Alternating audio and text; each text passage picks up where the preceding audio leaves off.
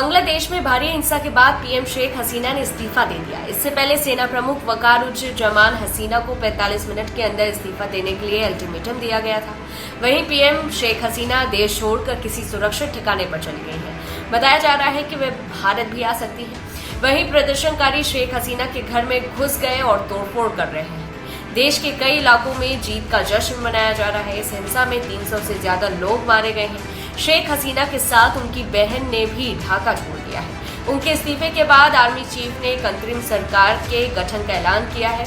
वहीं बांग्लादेश में लगातार खराब हो रहे हालातों के बीच सेना चीफ जनरल वकारुज्जमान देश को संबोधित किया। देशव्यापी कर्फ्यू को दरकिनार कर हजारों की संख्या में प्रदर्शनकारी लॉन्ग मार्च के लिए ढाका के शाहबाग चौराहे पर इकट्ठा हुए। इससे पहले रविवार को हुई हिंसा में 100 से ज्यादा लोगों की मौत हो गई है। बांग्लादेश के हालात ठीक वैसे ही बनते जा रहे हैं जैसे कुछ समय पहले पाकिस्तान के थे। पाकिस्तान की तरह ही अंदरूनी कला से जूझ रहे बांग्लादेश में लॉन्ग मार्च का आह्वान किया गया। वहीं बांग्लादेश में साल 1975 में हुए घटनाक्रम हसीना ने तब भी भारत में शरण ली। बांग्लादेश की आज़ादी के बाद शेख मुजीबुर रहमान प्रधानमंत्री बने थे। हालांकि साल 1975 में सेना की एक टुकड़ी ने उनके खिलाफ विद्रोह कर दिया।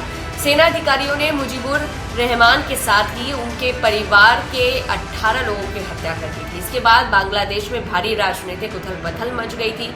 अगले कई साल तक देश में सैन्य शासन चलता रहा था। दरअसल शेख मुजीबुर रहमान की हत्या से 15 दिन पहले शेख हसीना और उनकी बहन देश छोड़कर जर्मनी चली गई थी। हसीना जर्मनी में अपने पति एम.ए. वाजेद मियां के साथ ही उनके पति परमाणु वैज्ञानिक थे और पीएचडी के बाद शोध कर रहे थे। वहीं उन्हें पूरे परिवार की हत्या के बारे में जानकारी मिली थी। शेख हसीना के पूरे परिवार की हत्या के बाद भारत की तत्कालीन प्रधानमंत्री इंदिरा गांधी ने उन्हें सुरक्षा और आश्रय देने का भरोसा दिया था। इसके बाद शेख हसीना परिवार के साथ नई दिल्ली पहुंची थी।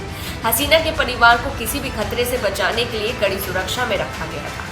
उन्हें दिल्ली में पंडारा रोड पर घर दिया गया। उनके पति को नौकरी दी गई। करीब 6 साल तक भारत में रहने के बाद साल 1981 में शेख हसीना वापस बांग्लादेश चली गई।